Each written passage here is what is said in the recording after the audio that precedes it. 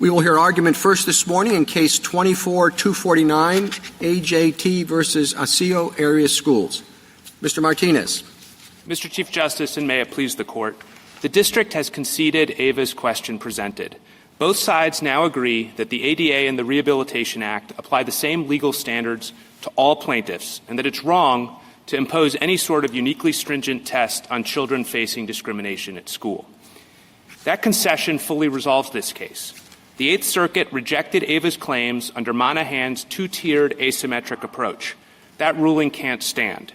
The District wants to preserve its victory under a new theory it invented after dropping the indefensible two-tiered approach it defended below.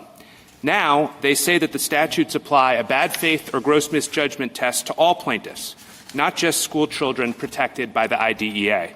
That's exactly the opposite of what they told you at the cert stage, where they said that no bad faith or intent is required outside the IDEA context. The District's new theory violates the text, history, and purpose of both statutes. It contradicts decades of regulations.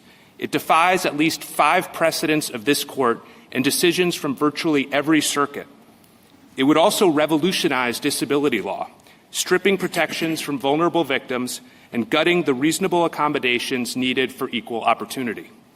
If you address this new argument, you should reject it out of hand, but you shouldn't address it because it's so clearly procedurally barred many times over. Whether you look at this through the lens of judicial estoppel or waiver or Rules 15 and 24, one thing is clear. The District can't win this case based on a radical new theory that goes beyond Ava's question presented and directly contradicts what they told the lower courts and this Court at the cert stage. Instead, you should follow regular order and procedure, you should answer the limited question presented, and you should vacate the decision below. I welcome the Court's questions. Isn't there an argument, though, that we should, that some would think is embedded or included in the question presented, and that is, what is the standard? I don't think so, Your Honor. I don't think that question is embedded in the question presented. I think our question presented was very clear that we were asking whether the uniquely stringent test that Monahan required only in the educational context, whether that was the correct rule. And that's clear not just from the framing of the question presented in the paragraphs, the introductory paragraphs leading into it, but also from what we said in the rest of the petition, where we used that uniquely stringent phase 10 different times to talk about what issue we were putting before the Court. We said that on pages 2, 3, 15, 13, 16, 22, 24, 27, and 39.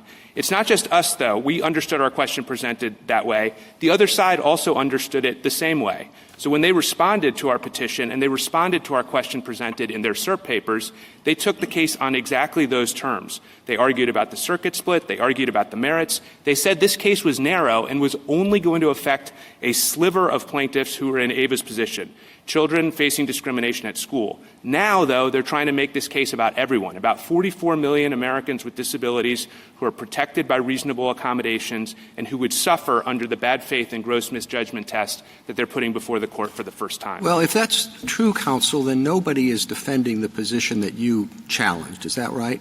I think at this point the other side has conceded that that position is indefensible, and therefore they aren't defending it. I think they have one amicus who filed a brief that seems to be defending the Monahan test. Well, and yet that position that you're attacking was the majority position, right? That was the position adopted by 5 circuit courts. That's right. Well, what do we normally do in a situation like that? Normally we appoint an amicus to defend the judgment below, and we're saying we should just hand you a victory even though no one's challenging your understanding of what the conflict was about. Your Honor, I think that it's fully presented to this Court the issue of whether that Monahan test is right, and the fact that the other side couldn't even come up with an argument at the merit stage to defend that standard is a reason why you should set that standard aside.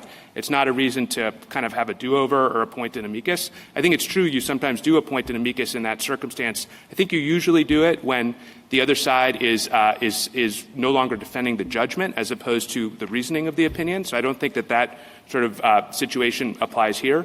But we certainly don't think there's an impediment to you coming in and resolving the question presented. You, of course, can look at the 8th Circuit's rationale and the rationale of the 4 other circuits that have adopted this erroneous rule. If we do what you say and say that there's no unique standard in the school's context, it will still be open to the Court on remand to decide which standard is appropriate throughout, correct? I think that the Eighth Circuit would have to apply its own precedent to that question. But I think what you should Or say— it could rethink that precedent. In other words, you're saying to leave open the question of whether the proper standard is deliberate indifference or instead is bad faith or gross misjudgment, and that can be considered on remand and can be considered by other courts of appeals to the Chief Justice's question that have this carve-out or separate rule for schools. I think in theory it could be considered on remand either by the Eighth Circuit or in other cases by other courts. I do think that in this case it can't, because in this case we think the other side is judicially stopped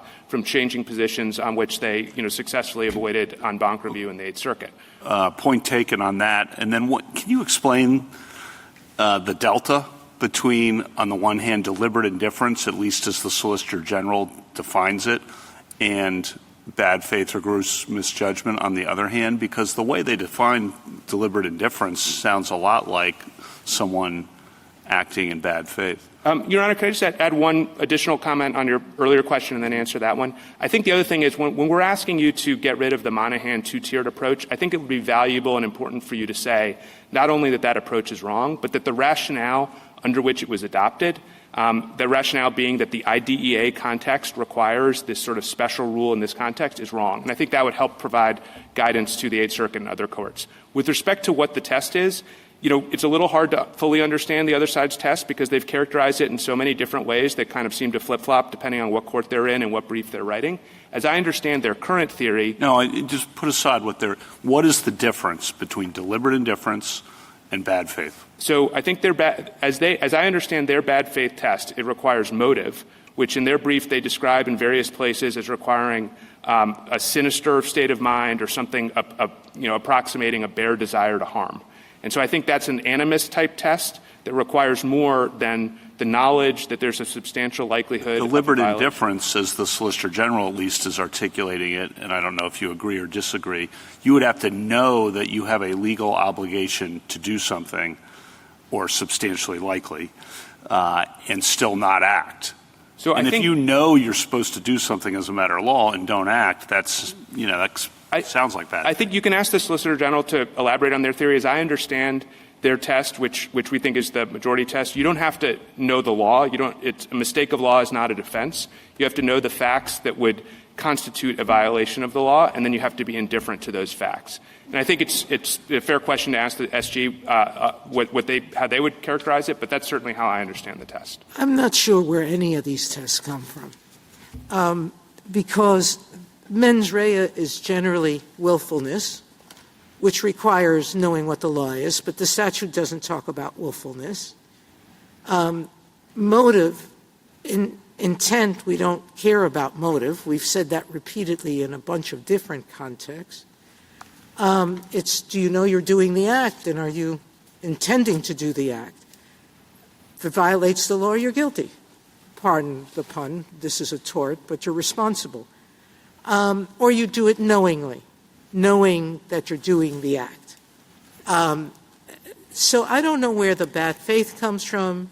I don't know where the gross indifference comes from. I don't know where the deliberate indifference comes from. Have you figured that out? So, and I think that that's part of the question that would have to happen if a court takes the other side's point that it should be intentional with respect to all claims, injunctive and or damages.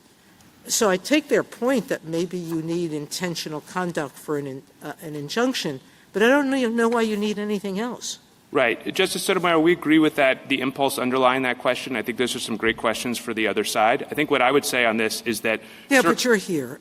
Well, let me take a shot at it. I think certainly with respect to liability and whether the statute is violated, there's no intent requirement. It's not in the statute. What the statute has is a causation requirement, which is satisfied in circumstances where a person's disability means that they're being excluded from a building or a program or a service. So there's just no way to gin up an intent requirement out of that. I think what some courts have done in the context of damages is they've sort of read the damages provisions and the remedies that are available through the lens of the spending clause and said we require something more.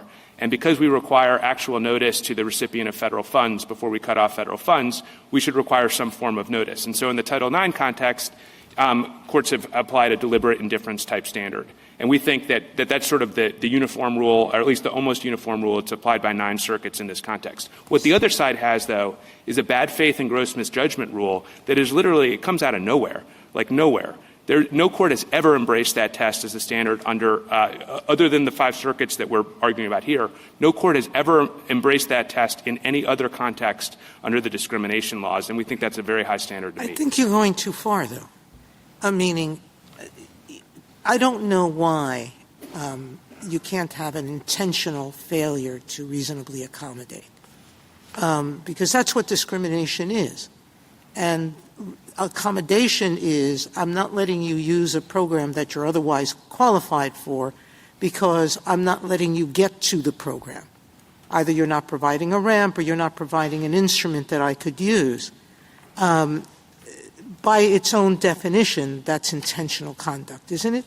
Well, I don't think so, Your Honor. I think the reasonable accommodation problem arises in a context where there's no intent.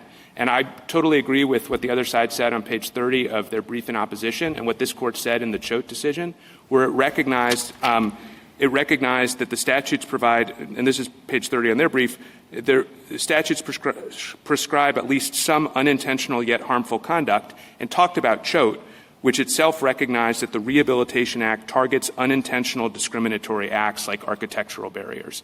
So those do not require intent and have never been understood. Mr. Martinez. Mr. Martinez, I'm sorry.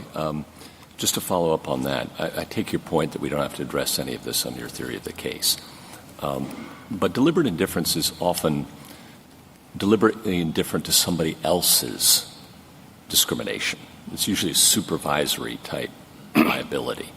And as Justice Sotomayor suggested, and maybe I just missed it, when we think of discrimination in many contexts, causation, you're right, but the act of discrimination is to treat someone else differently because of their disability, right? And I would have thought that might have meant I intend to treat someone differently. It doesn't matter about my further motive. I agree. I take that point, bad faith. But why wouldn't that be the test? So, Your Honor, 2 things on that.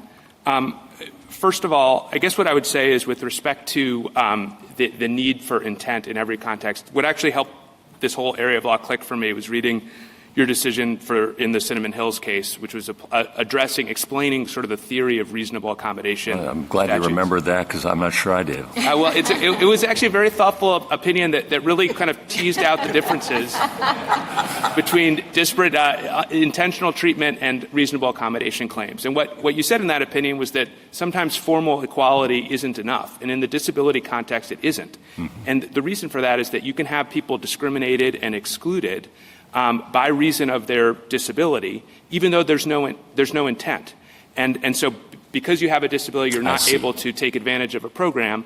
And so even when there's not animus, when there's not a bad actor on the other side, imagine someone rolls up. I follow you. Okay. I got it. Thank you. That's helpful to me. Sure. And thank you for the reminder. I do have one other question. Yes. And that is that you're right that a lot of the courts have looked at these things through the spending clause, really the spending power. And therefore states have to be on clear notice. And they've distinguished between damages and injunctions on that basis. But I'm kind of curious why, because I would have thought in a contract scenario, I might be more on notice that my violations would incur damages than they would an injunction requiring specific performance, which is an unusual remedy for a contract breach. Thoughts? So I think on that one, I think that with respect to the injunction, if the recipient of federal funding doesn't like the injunction, they can just stop receiving the funding. So they have the ability to get out of the deal. And so it doesn't put them on the hook to spend money in the same way that a damages remedy would. Mr. Martinez, has any other circuit taken the view, or is this argument that the other side is pressing, is that one that's kind of a live issue in the lower courts? No. Any other court taken it? No, we have 12 circuits. Every single geographic circuit across the country says that you don't have to show intent to establish a violation of the statute outside of the context of children with education claims. So the baseline rule that applies everywhere is no intent for liability. You then have 10 circuits that have said you do have some form of intent requirement for damages, and 9 of those 10 circuits say that the test is deliberate indifference. There's a little bit of uncertainty about the Fifth Circuit about what kind of intent is required. The Fifth Circuit has suggested that deliberate indifference might not be enough, but they haven't really clearly adopted a different intent standard. But I think the other side says that there would be disarray if you didn't resolve like every last issue in this case. That's just not right. If you say the IDEA context doesn't create a special rule disfavoring kids in the education context, what's almost certainly going to happen is that the circuits out there are just going to apply their baseline rule, and all 12 of the geographic circuits are going to say that intent isn't required. Well, it might also be that this sparks percolation on this issue. I mean, maybe what will happen is that there'll be pushback of the sort that your friend on the other side is advocating. I would doubt that because of the fact that the reason these 5 courts have applied this Monahan test is really because, and as they explained it very well in their brief in opposition, it's all about the IDEA. I mean, look at their brief in opposition.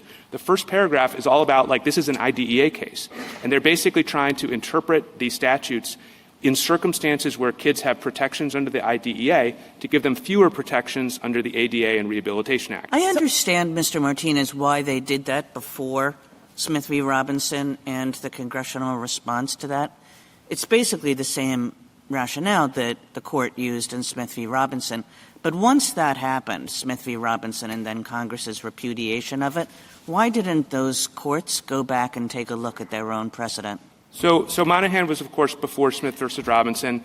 I don't know the answer to that, Your Honor. I think it's hard because you have to get en banc review. We tried our best to get en banc review in this case. And when we did that, and we surfaced this issue to the Eighth Circuit in an effort to get them to overturn their precedent, the other side came in and said, they didn't just say follow this because it's your precedent. They said follow it because it's right. And they won a denial of en banc review in part based on their argument that there is this two-tiered approach and a special rule needs to apply with kids who have IDEA rights. And so now they're coming into this court flip-flopping on that and trying to kind of have it both ways and play both sides, even though now they realize that earlier argument is indefensible. So, Mr. Martinez, can you just speak very clearly? Chief, can I go forward? Sure. Can you just speak very clearly to why they're wrong about that? In other words, they said Monahan is correct for this particular context. Yeah. And I'd invite you to just tell us why they're wrong. I think there are 2 main reasons, which I'll summarize very quickly. Number one, there's nothing in the text of either the ADA or the Rehabilitation Act or the statutes it cross-references that sets up a two-tiered standard under which different plaintiffs seeking relief under the same provisions have different standards apply to them. If that weren't enough, we think it is enough, you have an express statutory language, 1415L, in the IDEA that was enacted to overturn Smith versus Robinson and the erroneous reasoning that it embraced. And 1415L specifically says, I'm not going to quote it, but it says that you can't use the IDEA to limit people's rights under the other statutes like the ADA or the Rehabilitation Act. Thank you, counsel. Justice Thomas? Justice Alito? This is not exactly related to the question that's before us, so perhaps it's unfair, but I think it might have some relationship to what the court below was getting at. So this is the question. What difference, if any, do you see between the cost that a school district must be required to, the extra cost a school district must be required to shoulder under the IDEA, and the extra cost that would constitute a reasonable accommodation under the ADA or the Rehabilitation Act? I think it's going to depend in any particular case. And the way to think about this is these are really different statutory regimes. You have the IDEA that gives you an affirmative right to a FAPE, the ADA in Section 504, which eliminate discrimination.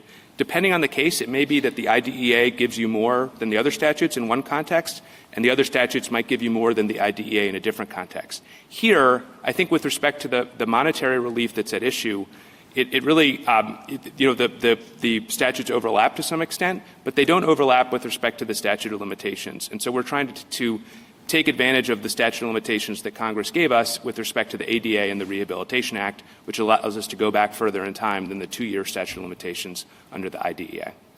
Thank you. Justice Sotomayor? Kagan? Justice Gorsuch?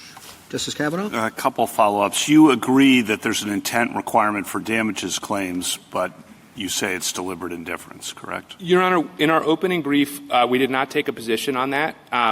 We did not take a position on whether there was an intent requirement, but we certainly are not fighting that. We didn't fight that below. I think the Eighth Circuit and 9 other circuits say it's deliberate indifference. It sounds close to a yes. Close to a yes. We would have taken a position on it if we thought that was the question presented, but it isn't, so we didn't have to. But I think that's fair. Do you agree with the SG's formulation of deliberate indifference? Any problems with how they formulated in their brief? As I understand their formulation, I agree with it. I think substantial likelihood is an appropriate way of thinking about substantial likelihood of a violation. I think the one thing I just want to be very clear on is you don't have to know the law. You have to know the facts that would give rise to the violation. And I think that's an important caveat. Well, on that point, in my last question, there's a lot of line drawing that has to go on in this context, I think, with school districts deciding whether to provide services to 4:30 p.m. or until 6 p.m. And that's a very fact-intensive judgment on which the district court found that the district officials exercised professional judgment, convened multiple IEP meetings, extended the school day beyond the school day of our peers, implemented many of Dr. Reichel's suggestions.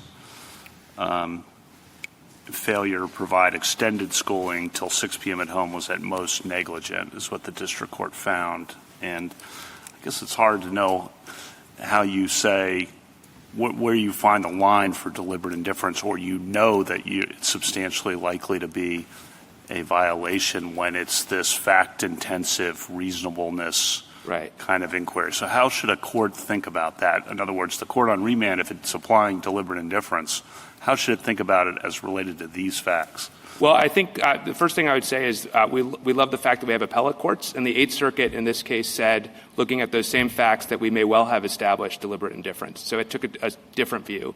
We think certainly on the summary judgment record in this case, we would get past the other side's motion for summary judgment on whether there was deliberate indifference. Obviously, it's going to be a fact-bound analysis. It's going to require close attention, and the sensitivity that this court has often said is very important in the IDEA context should, of course, apply in this context too. But we think that we have good arguments and good facts for us that we can prevail on deliberate indifference properly understood if this goes back down below. Thank you. Justice Barrett?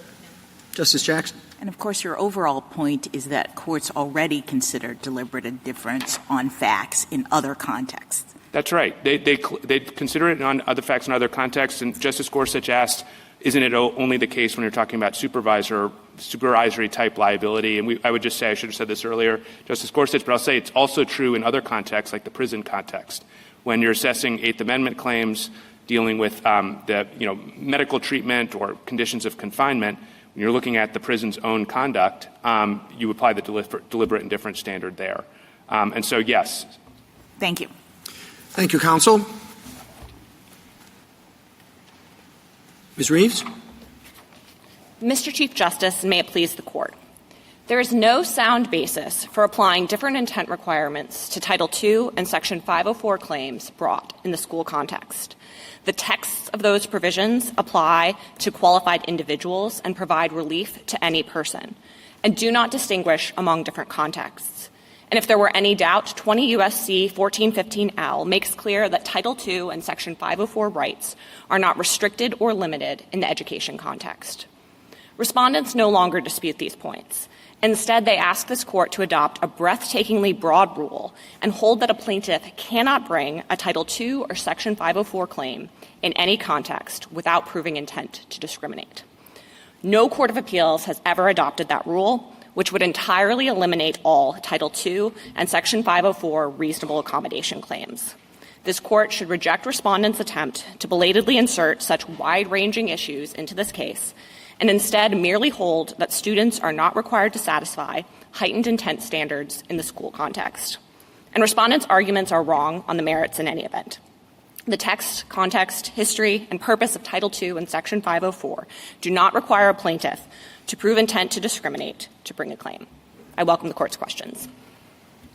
So I think you argue that intent is required in the damages context? Yes, Justice Thomas. But not injunctive relief? Yes. Now, what's your explanation for the difference? So I think the explanation comes primarily from this court's recognition in the spending clause context, and particularly in Davis and Gebser, where the court has walked down a lot of this road, that there needs to be particular notice when there's going to be an expenditure of funds under spending clause statutes. And in contrast, when an entity incurs liability but is only potentially going to have to be on the hook for injunctive relief, the entity has a choice. They can reject ongoing spending in exchange for not having continuing injunctive relief. And that's not the case with backward-looking damages. And I think it's also not unusual for the court to draw these types of lines in this area. In Lane v. Pena, the court held that the Rehabilitation Act and Section 504 in particular, that the United States had not waived its sovereign immunity with regard to damages claims, but recognized that it had waived its sovereign immunity with regard to injunctive relief claims. Well, I get this, the sovereign immunity overlay, but I mean, the strength of the argument from petitioners and the government is that the statutes here don't draw any distinction of the sort that respondent proposed below. And here you're asking us to draw a distinction that the statute doesn't have on its face between damages and injunctive relief and imply a higher standard when it comes to injunctive relief. So could you address that oddity? And then again, I ask the question of Mr. Martinez. If you're looking at it through a contract-type lens, through the spending clause, why wouldn't a state be on notice more that a breach would incur damages than specific performance, which is an extraordinary remedy in contract at least? So one might think if the state were on notice of anything, it might be injunctions before damages rather than the other way around. Thoughts? So as to the first part of your question, I don't think we're asking the court to draw a new line here, because I think both Gebser and Davis already strongly suggest this line between damages and injunctive relief. But textual, I understand that point, but I was focusing on the statutory text. The strength of the argument here is statute doesn't draw the distinction that respondent proposed. And now you're asking us to do a similar thing. And I'm just wondering about its consistency with contract-type analogies. Right. And so as far as the contract analogy goes, I think that the contract analogy obviously isn't perfect, because the focus here is notice as to liability going forward. And if you've already had a violation of the statute and you're automatically liable without any sort of intent requirement, that would raise real notice problems. But unlike a traditional contract, a state can't, or funded entity can withdraw to forego ongoing injunctive relief. That's not necessarily true of a contract, but I think because of the way the spending clause contract overlay works in this context, the notice concerns are just less there. And I would also like to just briefly respond to respondent's suggestion that injunctive relief is always going to be significantly more burdensome. A plaintiff still is going to need to prove both the violation and that they are entitled to injunctive relief. And that means they're going to need to show that the violation is ongoing and that but for injunctive relief, the violation is not going to be Does the government think that intent is required, or that it's just noticing that it might be suggested by our cases? Or would deliberate indifference be the appropriate standard for both damages and injunctive relief? So we think that, and I think this is consistent with what we said in our brief, intent is not required to state a violation of the statute. No, I understand, but and it is not required for damages. Relief. It absolutely is required for damages. Okay. Yes.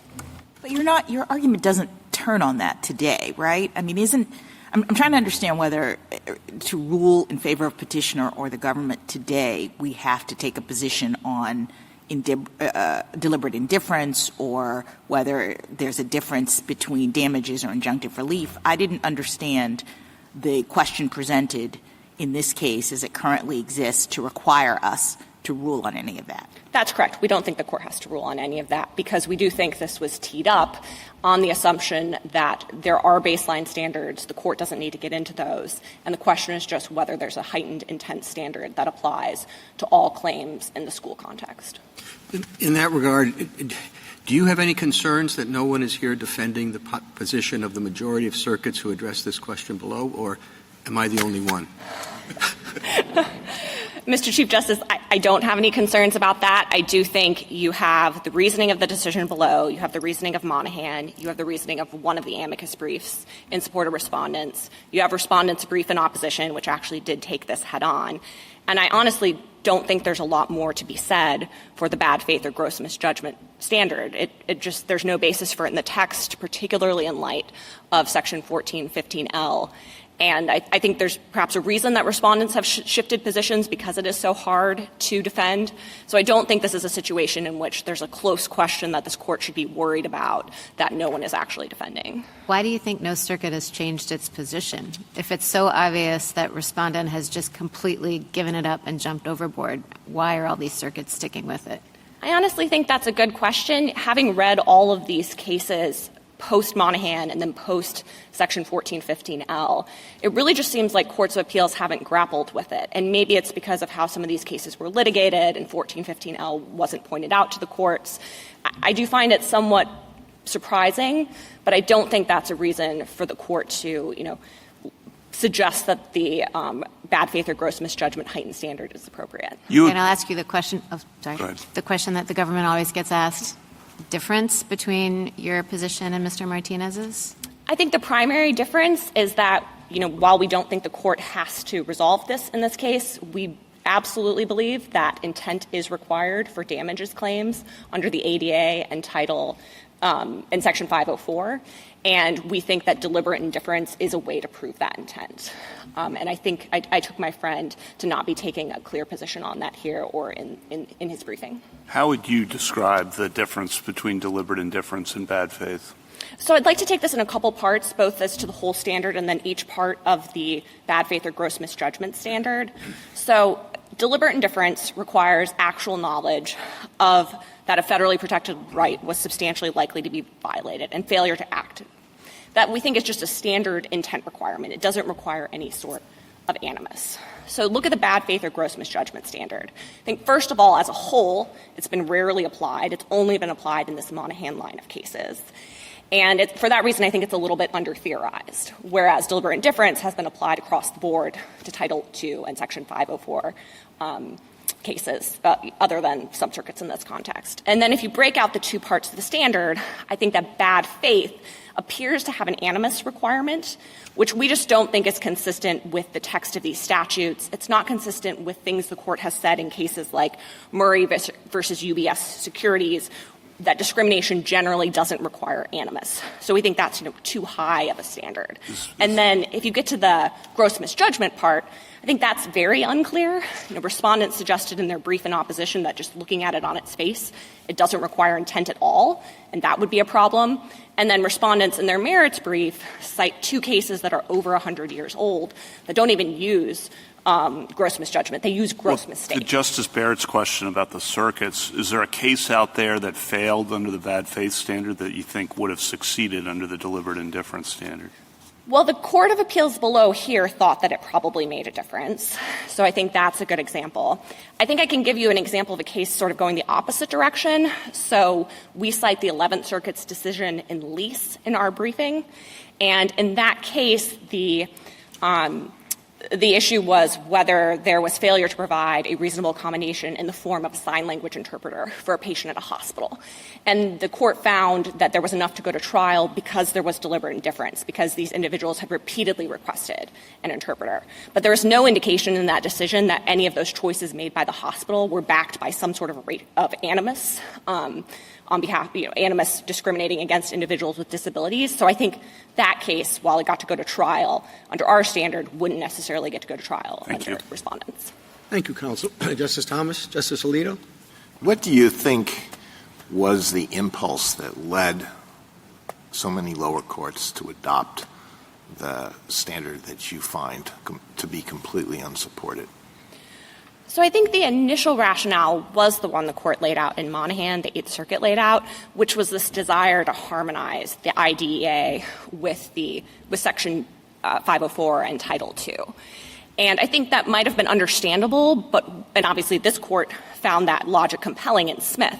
But I think once Congress adopted 1415L and said that nothing in the IDA shall be construed to restrict or limit the rights, procedures, and remedies available under the ADA or Rehabilitation Act, it was just abundantly clear that that harmonization is inappropriate. And I think there also might have been a little bit of a misunderstanding about some of the daylight between these type of claims. I mean, my friend laid out very well, I think, that different protections under the IDA and Title II and Section 504.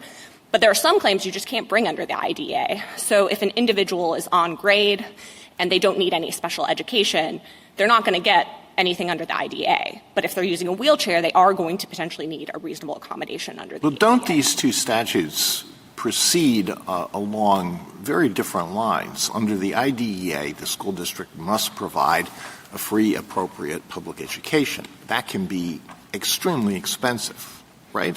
Yes. The anti-discrimination statutes, the ADA and the Rehabilitation Act, start from the baseline that people with disabilities are supposed to be treated the same as people without disabilities. But they depart from the baseline because employers, for example, in the employment context, must make a reasonable accommodation. But there's a limit to the expense that an employer, for example, is required to bear under the ADA. So is there a substantial difference in that respect between the financial burden that these two statutes impose on the regulated parties? No, I don't think so, because the reasonable accommodation limitation, and particularly the reasonable part of that, is baked into both Title II and Section 504. That's been recognized since the 1970s, shortly after the Rehabilitation Act was adopted. And then Congress, when it enacted the ADA, said in Section 12201A that nothing in the ADA shall be construed to apply a lesser standard than the standards applied under Title V of the Rehabilitation Act or the regulations issued by federal agencies pursuant to such titles. So the reasonable accommodation limitation is baked into these Title II claims that can be brought against public schools. And so the public school is going to be able to come forward and say, this is not reasonable because we can't afford it, because it's not the sort of thing that is a normal accommodation, or because it would require a fundamental alteration in the programs that we give to students.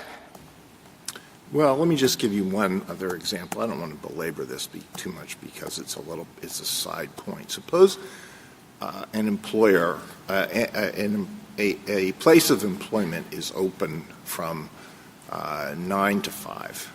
Let's say it's a store. For some reason, it closes at 5 p.m. And there's an employee with a disability similar to AJT's disability here, who can't work in the morning but could work later in the day. Would that employer be required under the ADA to allow this employee to work after closing time instead of during the normal hours when this business is providing a service to the public? No, because under the reasonable accommodation framework, the employer would be able to say, well, this isn't a sort of accommodation that's reasonable on its face or used in a variety of cases. This isn't a sort of accommodation we've seen before, and that's a defense courts often recognize. And then they'd also say, well, this would be a fundamental alteration to our business. And I think, Justice Alito, one thing I would just point out is I actually think that underscores some of the differences between the IDA and Title II and Section 504 in the education context. You know, we have not taken a position on this, but just because after-hours education is required under the IDA does not mean that that's a required reasonable accommodation under Title II. All right, that's what I was asking about. Thank you. Justice Sotomayor? Justice Kagan? Ms. Reeves, if we decide that this dual-track approach is incorrect, and if we say nothing about the appropriate standards with respect to either damages or injunctions, what's your understanding of what could properly happen below? So I think below, without any other urging, presumably the Eighth Circuit would apply its general precedent to those two questions, and the Eighth Circuit has generally held that to state a violation of Title II or Section 504, you don't have to prove an intent. That's also true for injunctive relief, but the plaintiff would have to prove deliberate indifference for damages. We haven't taken a position on whether respondents could try to raise these broader arguments on remand. I think there are some good arguments that those have been forfeited and that there are judicial estoppel, but that would obviously be a question for the lower courts to sort out. And you said without any urging on our part or without any encouragement. I mean, is there an argument for encouragement? Is the better approach not to do that? Do you have a position on that? We don't think that there's any basis for courts to start reconsidering the reasonable accommodations framework that all courts of appeals have signed off on. This court has recognized it since the mid-1970s. The entirety of the Rehabilitation Act and Title II have been built up around that. And so I don't think there's a good basis for that, and there wouldn't be any reason to encourage it. Thank you. Gorsuch, Justice Kavanaugh?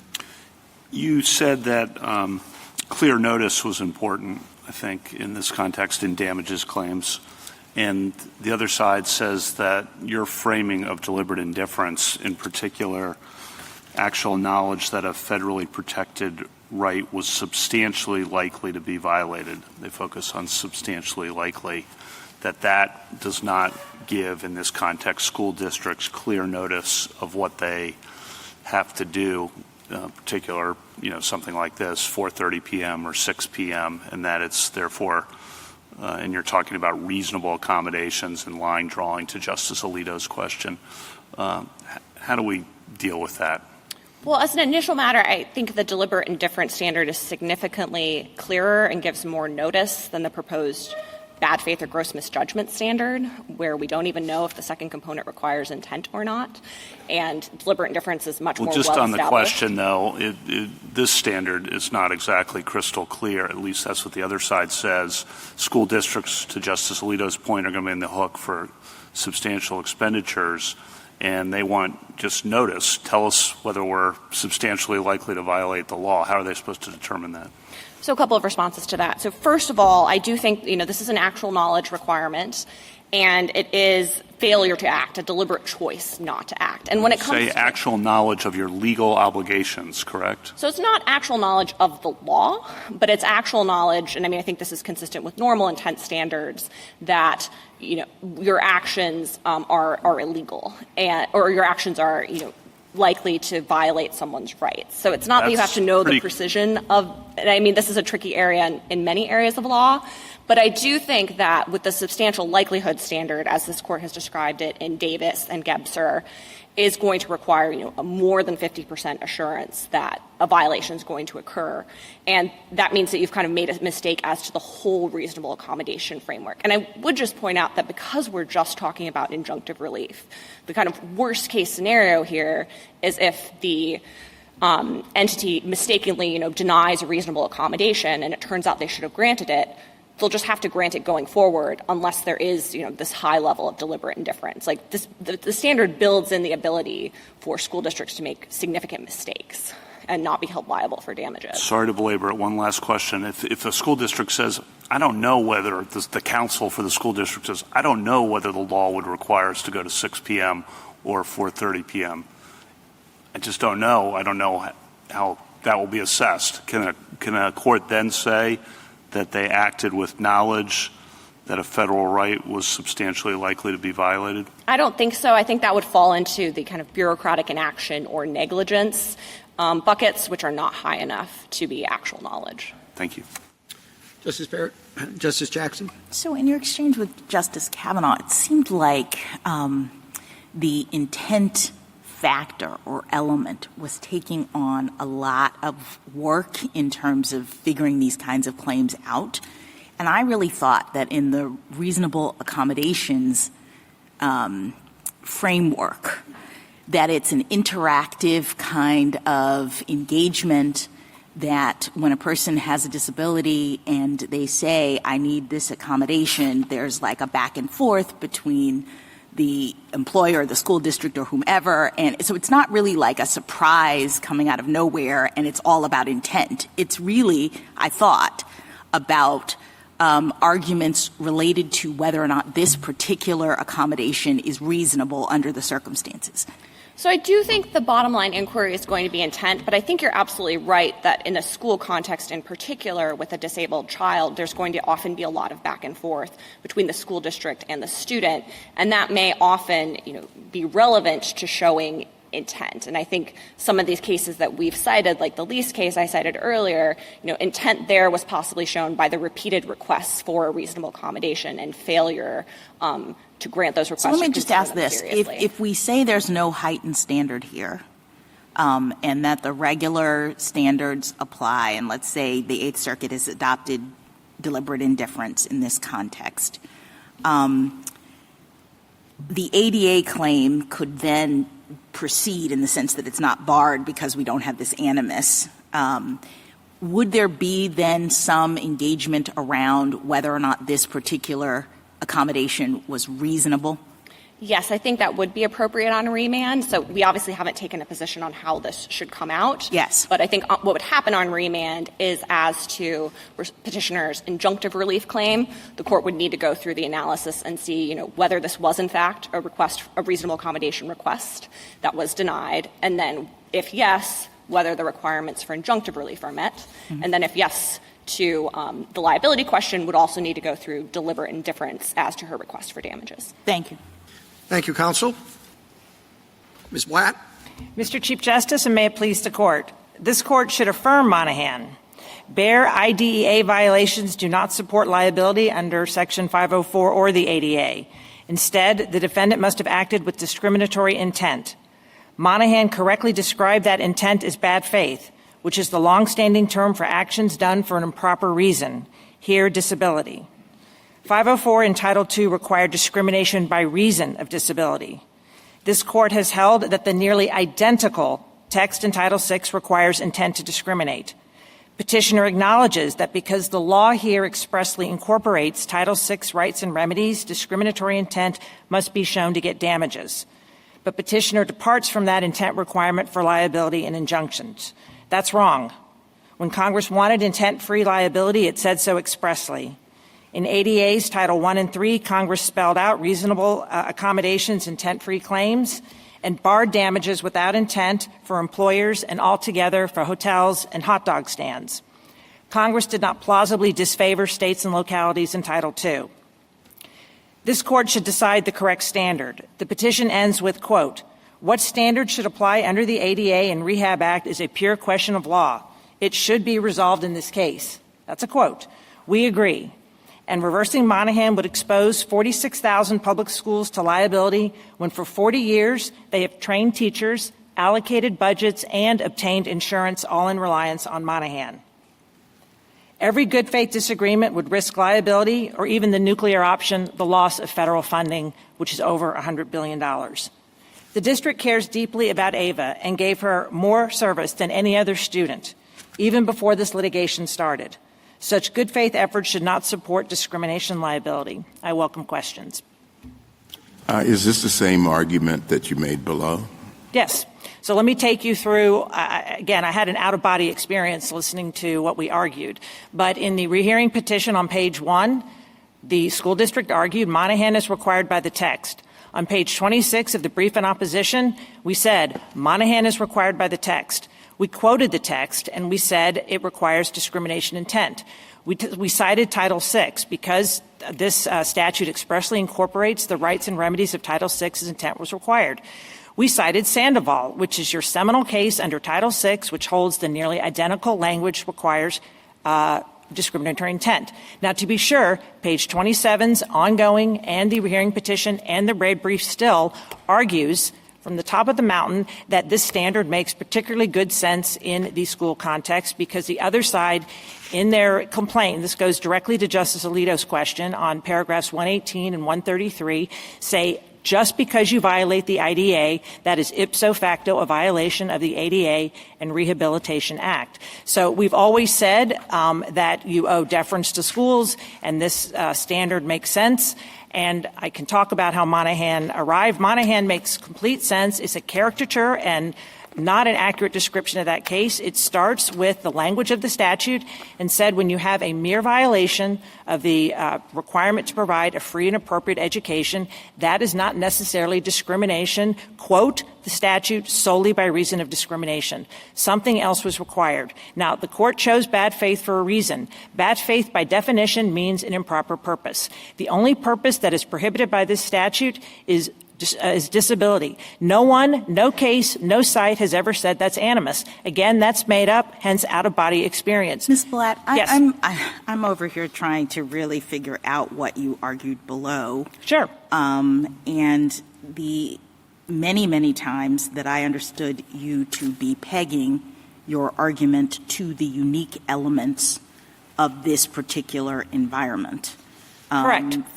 And so I think it might be a little unfair to suggest that what you were always just saying is that Monahan is based on the text of the statute. It seems to me that you were very clearly saying in your right up into the opposition to rehearing and to the bio below that there was something about the IDEA context and schools that gave Monahan its value. Both of those statements are correct. It is not inconsistent to say Monahan is required by the text, and this makes great policy sense in the school context, which is also what Judge Arnold said in the Eighth Circuit.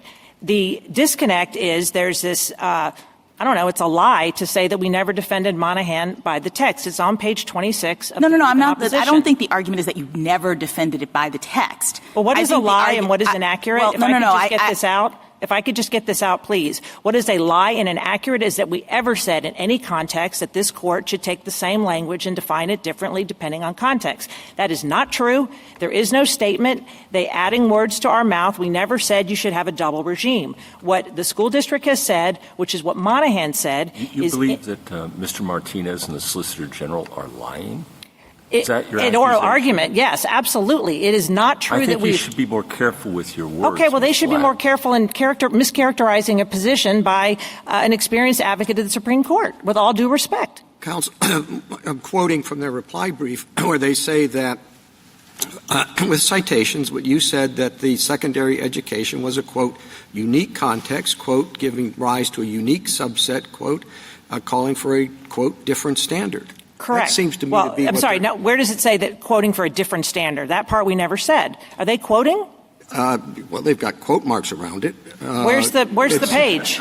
It's page 4 of their yellow brief. Oh, well, we never said that there should be different standards. What we've always said and what we've acknowledged in the brief in opposition, which is true, that outside the school context, the courts have said there's no intent, at least for liability, but for damages. But we are where we are with the question presented. What I hear the real dispute is, what does the question presented ask?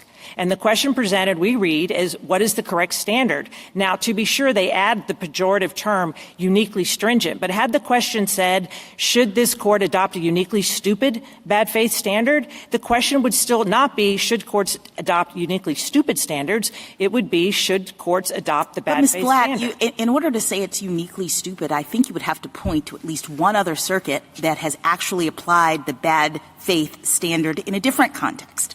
I mean, to the extent that you're now saying it's dumb for them to have adopted it or not to have adopted it everywhere, can we get to the substance of your argument? Sure.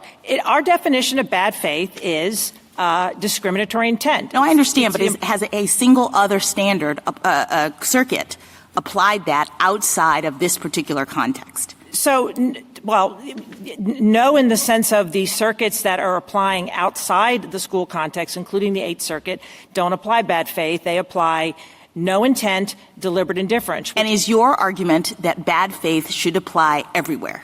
Yes. The statutory text solely by discrimination is the reason for the action is a discriminatory intent standard. And that would be a sea change, right? That's what the other side told us? Well, it would be only a sea change in terms of liability. If we're going to talk about what the circuits, Judge Sutton... Well, a sea change in terms of liability is a pretty big sea change. I mean, Justice Jackson's pointing out that no circuit has adopted your rule. Well, we're asking the court to decide this case. In terms of outside the school case, Judge Sutton's opinion, the Sixth Circuit, and that counts as a court, has held that this statute, just like Title IX and Title VI, requires discriminatory intent. Now, that's in the disparate impact context, and no one has had a basis for saying there's any distinction between reasonable accommodation and disparate impact. Regardless whether it's technically in the QP, it strikes me as a pretty big deal I think that's right. And but so why would we do it when we don't really have, we don't have,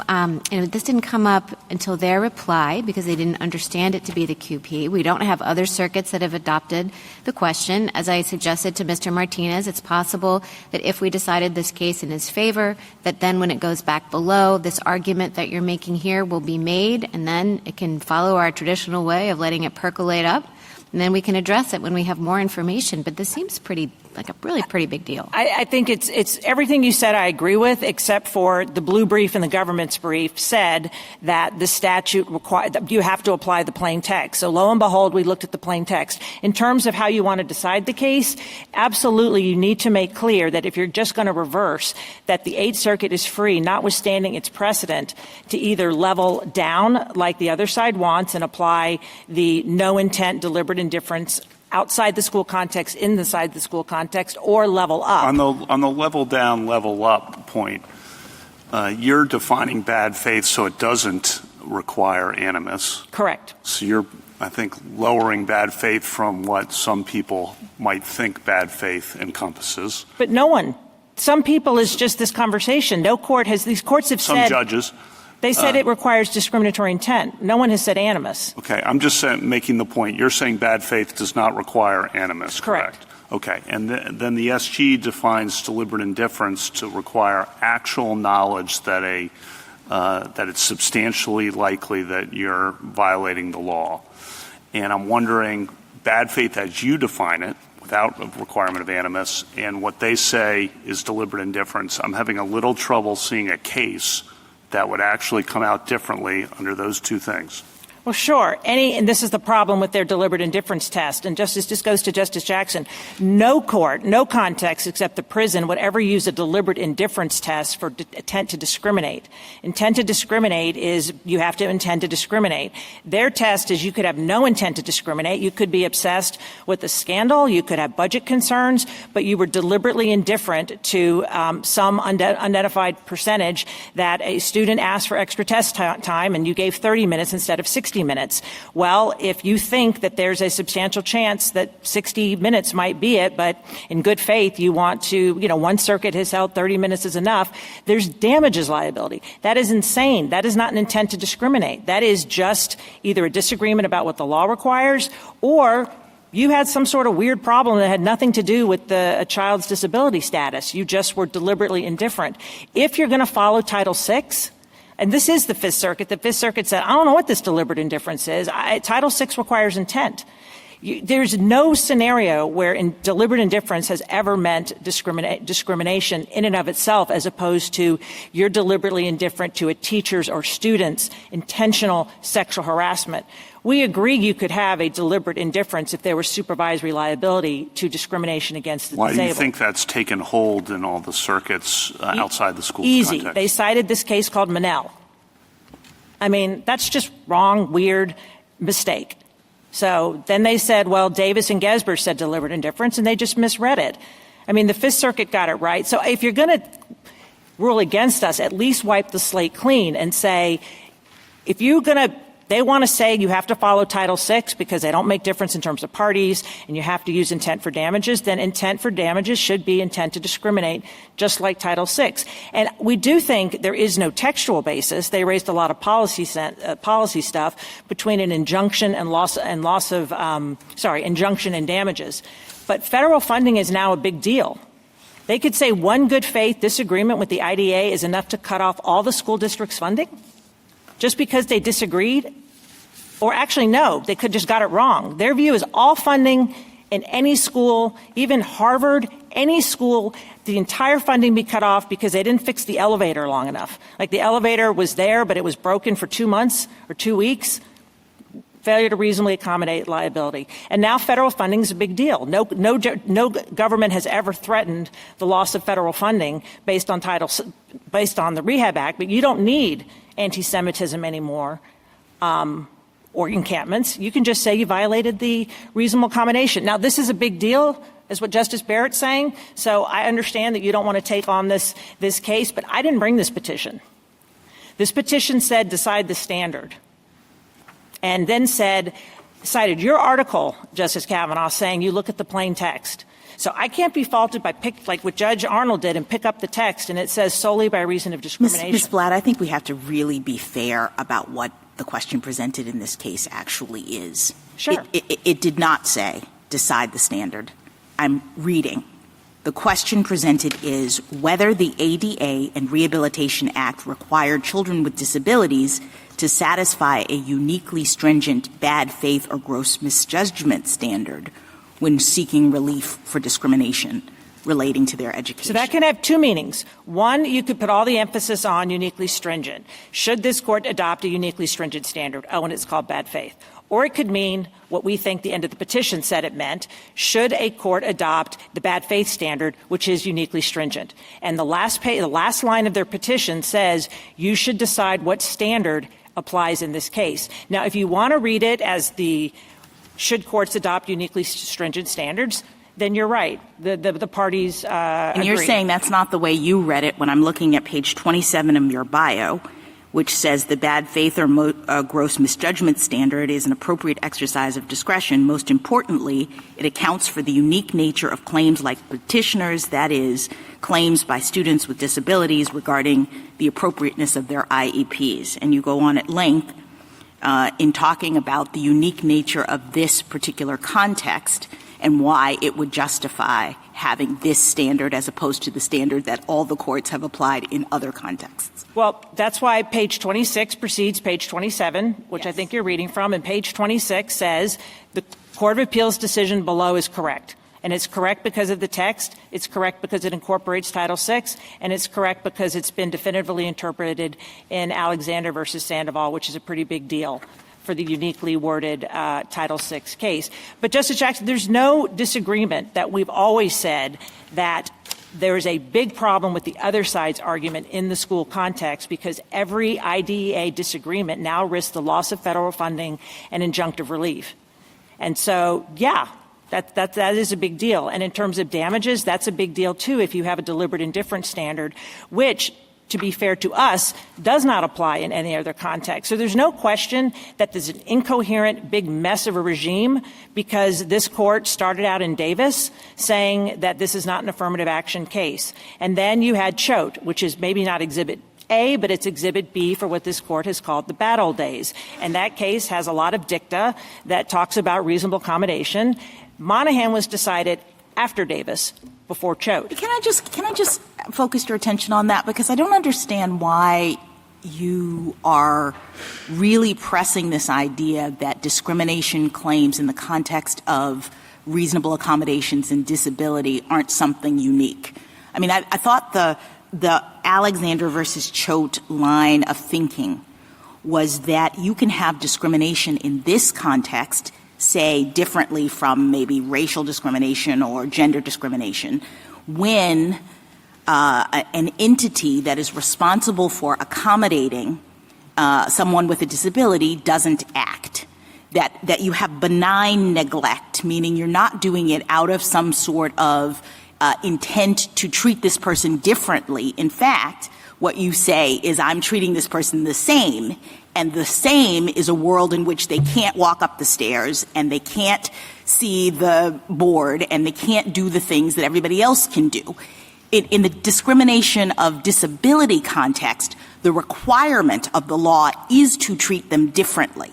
Differently in the sense that you're accommodating them so that they can take and have full enjoyment of the services. So it's just a different concept.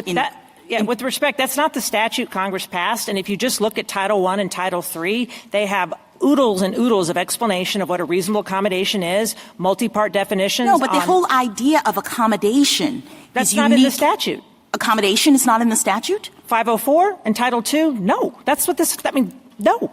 That's It's what not Judge in the Sutton ADA. said.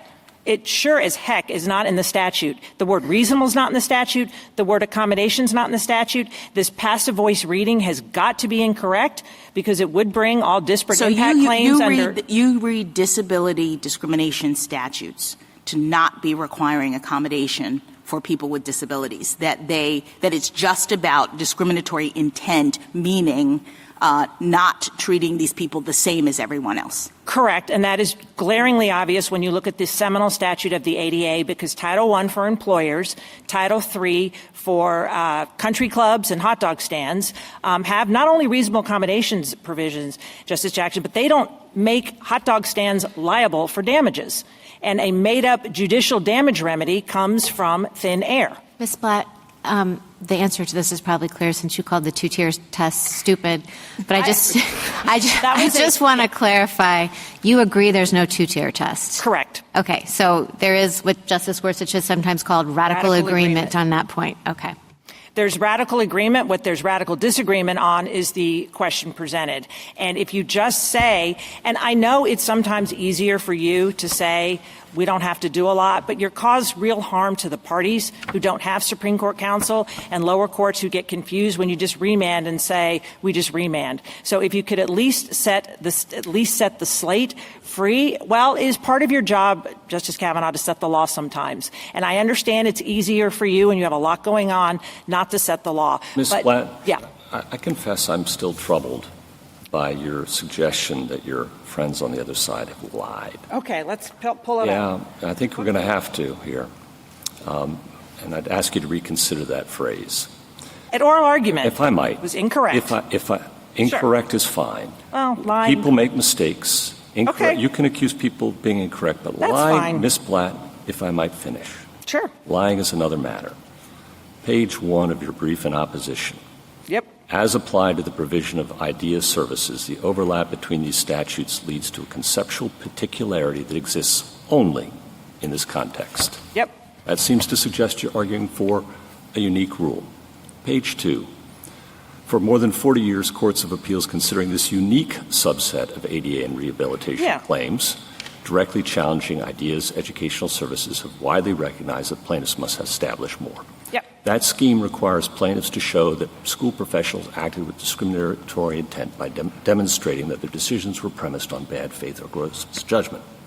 Page 3. In this unique context, courts must balance the Rehabilitation Act and ADA's prohibition on disability discrimination with educators' responsibility for determining appropriate special education services. The bad faith or gross misjudgment standard We say unique throughout. I'm not finished. Yeah. Properly accounts for the need for deference. Page 27. As courts have recognized discrimination claims based on an IEP's adequacy or a conceptual peculiarity that exists in the primary and secondary educational context. Further down, the bad faith or gross misjudgment standard permits the courts to adjudicate these novel claims without requiring judges to substitute their own notions of sound educational policy for those of school authorities. Correct. One could interpret those perhaps different ways, but surely a reasonable person could interpret them as arguing for a special rule in the educational context, correct? No, only because of the Ms. text. Blatt. Okay, well, a reasonable person, all of those emphasize the unique context of primary and secondary education and the need for a special rule, don't they? Fine, but what I'm objecting to... Fine. Then would you withdraw your accusation? I'll withdraw it. Thank you. That's it. That's fine. I also, going back to a question Justice Barrett asked, you are basically saying, no, I'm not asking for a unique rule. I'm asking for a rule that applies in all discrimination statutes. But nowhere else have I seen the use of deliberate indifference or gross indifference used to define intentional discrimination. In fact, in Abercrombie, we had a neutral policy that applied to all employees. They can't wear headgear. And we said a neutral policy can still discriminate against religion, even though there was no bad faith proven there. It was all hats are out. All coverings are out. Correct. So I don't know where the bad faith comes from. I am not even sure deliberate indifference comes from. But putting that aside, before we rule in a way that suggests that your new definition applies to every statute, that this is the way we now define intentional for every statute, shouldn't we have had that fully aired below? Well, and accurately aired? So if you just interpret bad faith the way we think Judge Arnold did and the way we do it as improper purpose with only disability, then it's nothing. It's nothing new. It's just a prohibited reason, just like in the racial gerrymandering. No, but that is gerrymandering, the definition, because if it's a neutral policy in terms of what you wear can still discriminate. Yes. So we are in complete agreement that if you have a policy to cancel all field trips and the reason is because you don't want to make accommodations for the disabled, then that is bad faith or that's an intent to discriminate. We are fine with the statutory language solely or take out the solely by reason of there was disability. No evidence that they passed this because they wanted to discriminate against religious people. They passed their dress code because they wanted a particular look in their store. It wasn't until this individual came in and said, my religion requires this, as they said, I'm not going to reasonably accommodate you. Yeah, so but they didn't pass the policy with anti-religion animus. Let me just give you another example. You're asking, when you're using the words bad faith, you're talking about animus. No, I'm talking about, and you're in charge, so you can say intent to discriminate is the standard. We're not going to use bad faith. We don't like that word, intent to discriminate. If you say bad faith, please make clear that it only means intent to discriminate, because you could violate the IDEA just because you think disabled children are better off without the accommodation. That is a violation of the ADA and the Rehab Act. That is discrimination. It's not animus. It could be benign intent. Basically, it's the same standard in the race context or in the sex context. No one cares what your views are towards women or people of color if you treat them differently. You can't do that.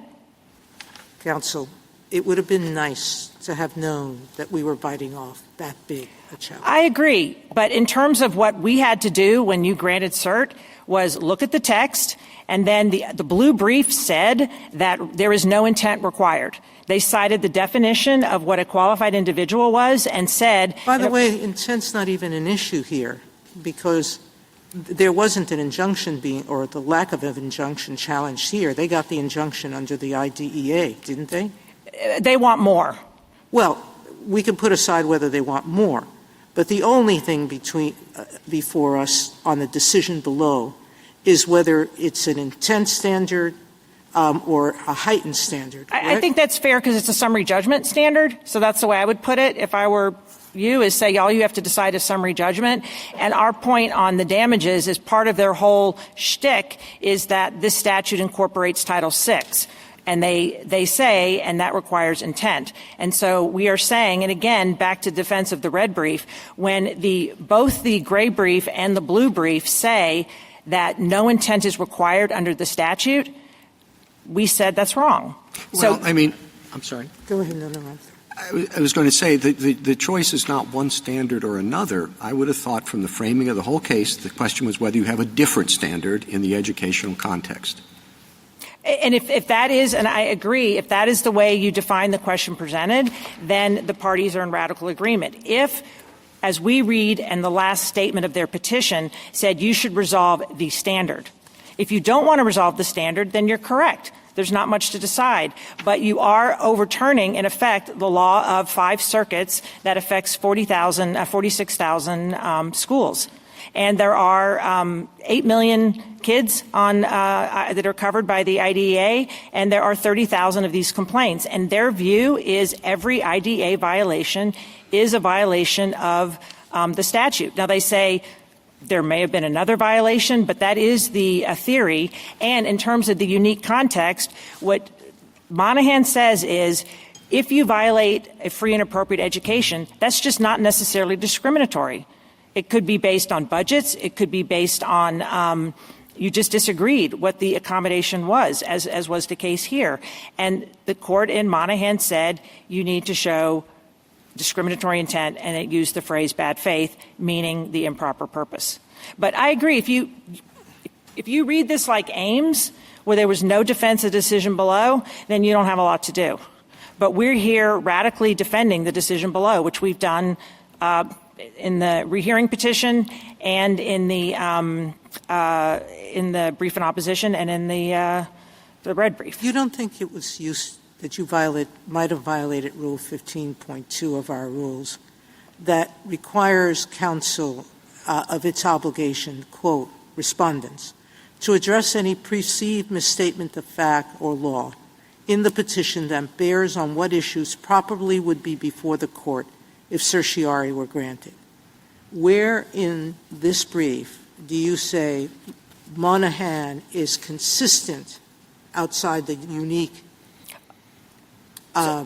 we didn't say education? that. So that is, let's just be clear. We did not say the implications of our textual defense means Monahan or a intent standard would be required outside. What we took as given, and why I don't think the rules were violated, is that all the courts have said in this asymmetrical world, following the regulations and Choate, that there is a no intent requirement for reasonable accommodations, although an intent requirement for disparate impact, Judge Sutton's opinion.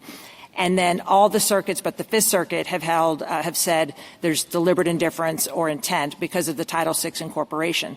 What we did not point out in the orange brief, which is correct, that regime doesn't make any sense.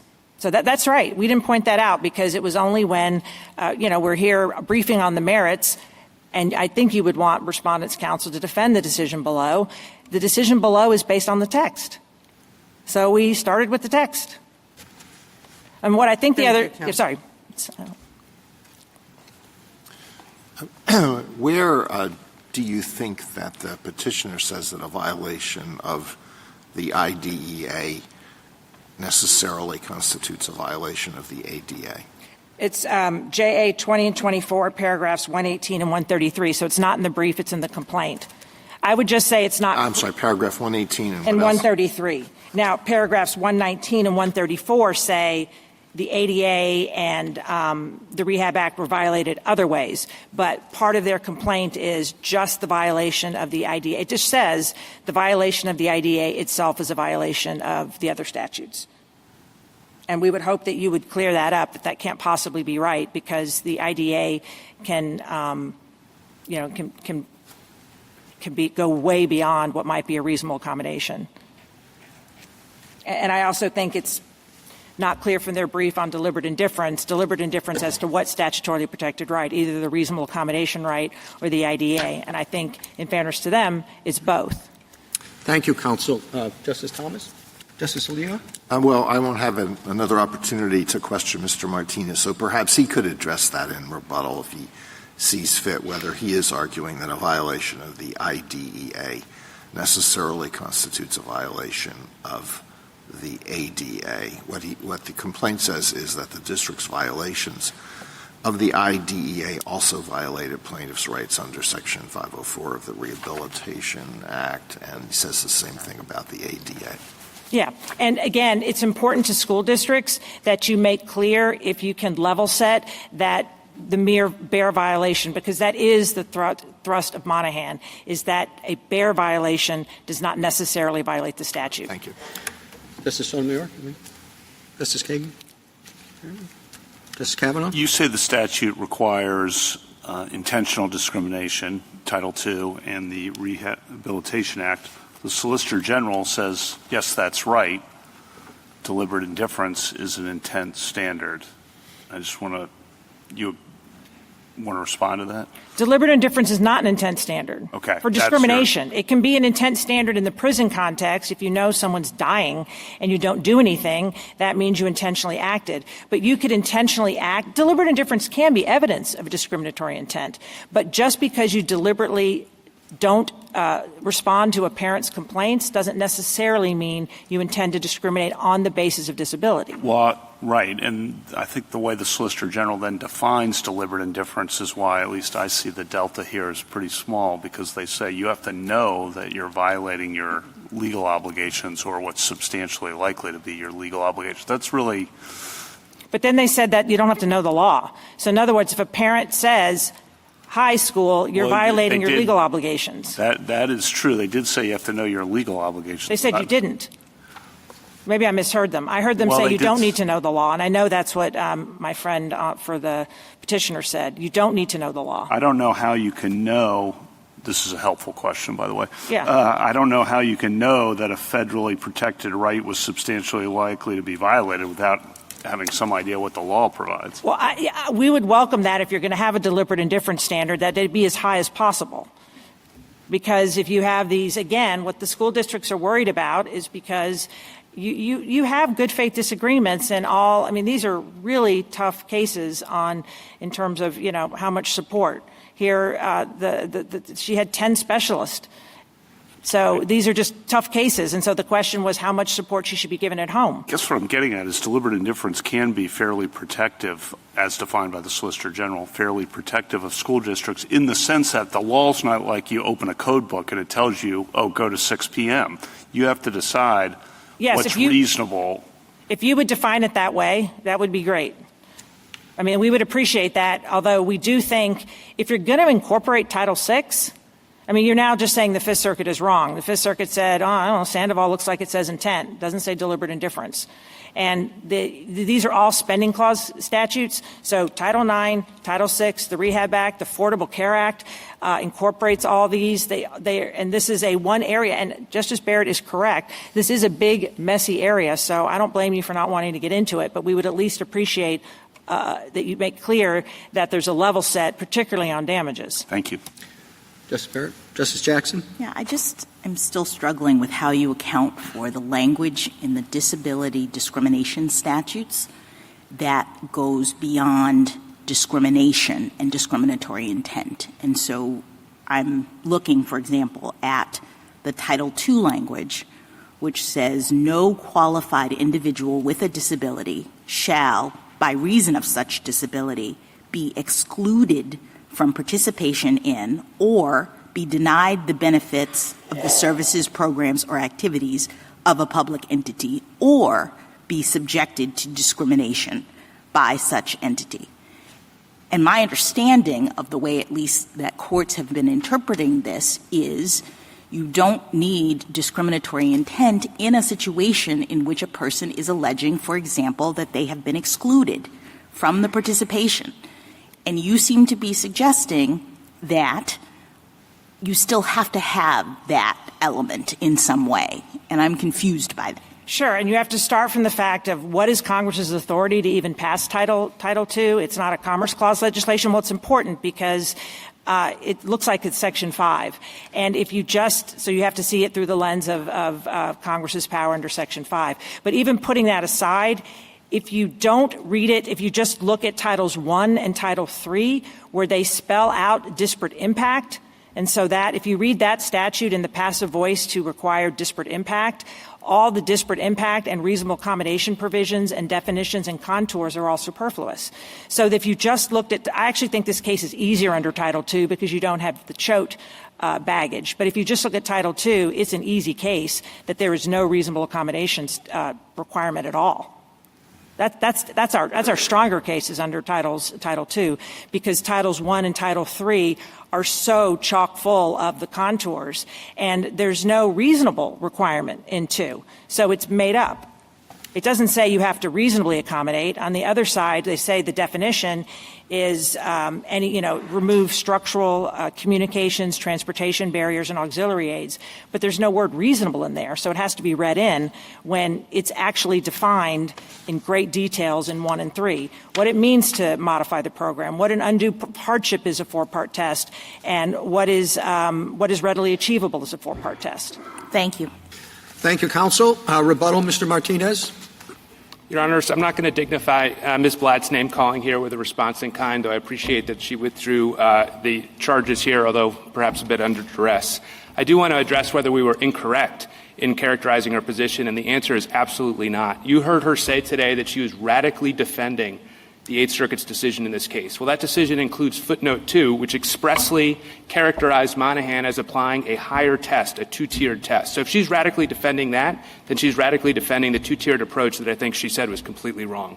We would also encourage you to look at page 23, in addition to all the other pages that were cited, where she said that the universe of plaintiffs with claims affected by the question presented is narrow. For educational discrimination plaintiffs not covered by the IDEA, such as college students, a bad faith or gross misjudgment standard does not apply. That's exactly the opposite of what she's saying now. So what is at issue in this case? I think the most important thing we heard from Ms. Blatt is when she conceded in questioning from Justice Jackson that she is trying, and the district arguments here are trying to get rid of the reasonable accommodation claims that people in this country with disabilities have enjoyed for decades. That's what's at stake. This is a revolutionary and radical argument that has not been made in this court and that she's trying to get you to decide on the basis of essentially no briefing.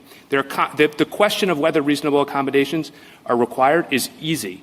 There are subsidiary questions that are challenging. You should not address those subsidiary questions in this case because we haven't had briefing. It's unfair to you. You don't have a decision below. It's unfair to us. It's unfair to our amici, the disability rights community, who would have rung a 5-alarm fire if they had known that reasonable accommodation claims were on the table. So you should not address that. You should apply your waiver rules. If you do address some of this stuff, Justice Kavanaugh, I would encourage you to look at the COPA amicus brief on pages 18 to 29. It has a very good discussion of the kinds of cases and where the different standards might make a difference. I think on the merits, the most important point Ms. Blatt made was this assertion, which I would characterize as incorrect in the extreme, that the ADA does not talk about or somehow ratify reasonable accommodation claims. I would appoint the court, most importantly, to Section 12201A, in which the ADA Title II expressly incorporates by reference the regulations that had been enacted under the Rehabilitation Act, all of which expressly embrace reasonable accommodation claims. In addition to that, I would point the court to other provisions of the ADA, 12101A5, 121312, 12201H. All of those refer to either reasonable accommodations or reasonable modifications. So with respect, I think that's wrong. Finally, let me just take a step back, Your Honors, and talk about really what's at issue in this case. This case started narrow. It was about a sliver of plaintiffs. It's now quite broad because of the arguments the district is making. If you accept her arguments, think of all the people who are going to be affected. Think of 5-year-old Elena Fry with cerebral palsy who needs the help of her service dog Wonder. Think about George Lane, the Tennessee man forced to crawl up 2 flights of stairs in order to have his day in court. Think about Ava, who desperately needs every precious hour of school so she can learn to communicate with her parents. We ask you to reject those radical arguments, and we ask you to vacate the decision below. Thank you, counsel. The case is submitted.